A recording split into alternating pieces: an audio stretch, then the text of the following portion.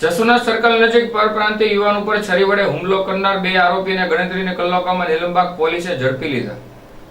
ભાવનગર શહેરના જસુના સર્કલ હાદાનગરમાં રહેતા યુવાન સમીમ ખાન પર છરી વડે હુમલો કરી શખ્સો ફરાર થઈ ગયા હતા, જે અંગે નીલમબાગ પોલીસ સ્ટેશનમાં ફરિયાદ નોંધાતા પોલીસે ગણતરીની કલાકોમાં સમીર રાજાણી અને ધીરજ રાજાણીને પોલીસે ઝડપી લઈ ધોરણસરની કાર્યવાહી હાથ ધરવામાં આવી હતી।